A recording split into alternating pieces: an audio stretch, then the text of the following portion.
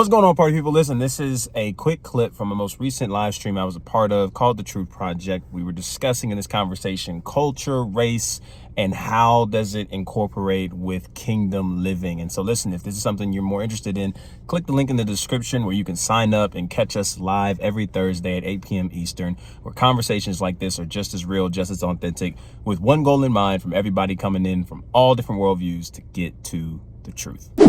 This is something that I think, again, even the scriptures heavily plant in us, this principle of loving our neighbor as ourselves, right? Something that we could easily say, looking at the text and context, that America as a whole has missed, right? Over years and centuries, however you want to put, not just America, but I mean just people, humans, right? But again, speaking just from a specific context, I have to, when it comes to violating the image you bear, I have no reverence for God if I feel that it's okay to violate you as a human being because of what you look like and how different you are from me.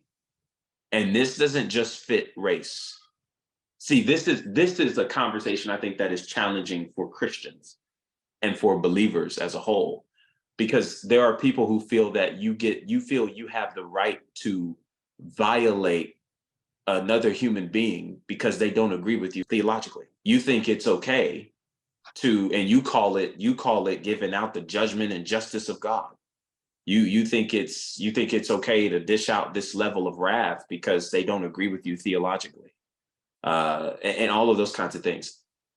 The moment that I find it okay to violate another human being, whether it's for pleasure or whatever it could be, at that point, I have no reverence for God.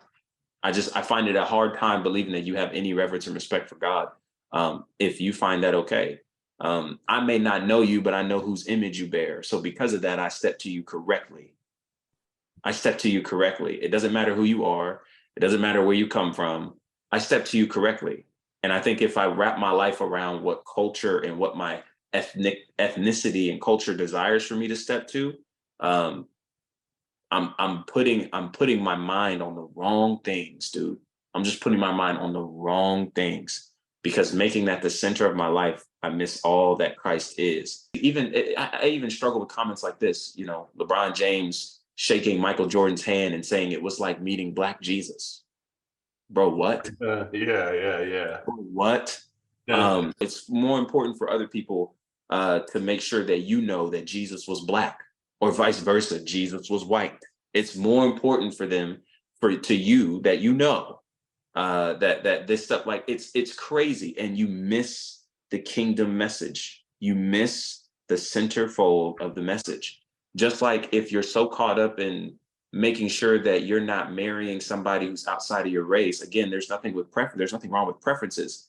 But when you feel that your value as a human is diminished because you are messing with people interracially, I think there's such a problem with that. You are going to struggle to wrap your mind around the kingdom if you cannot get over the fact that not everybody looks alike, but they all bear the image of God. You're going to struggle. So if that's something that you carry, please believe that there is still room for you at the table to come to Jesus, always and forever. But you cannot stay that way. You will struggle. It will be a fight.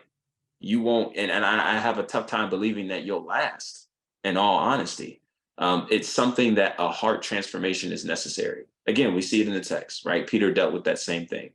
Now, although that might have been the one and only time we may have mentioned that and seen that in text, there's a heart transformation, man, that's needed for those things to be worked out. I can't live my life based on what my culture desires of me. I can't live my life based on how culture wants to see me.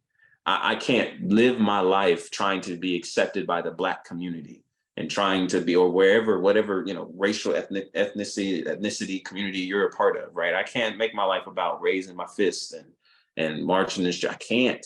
I got too much purpose on my life, right? for me to wrap my entire existence around making sure that if anybody says anything good about me, it's got to come from the Black community. Because what's crazy is the same community that will march for somebody they don't know and don't have the full context of why they ended up dead by on the street for whatever reason. And we know all of it wasn't good, right? We know that there are some actual injustices that have taken place, but there are some people that have rushed to these streets without information.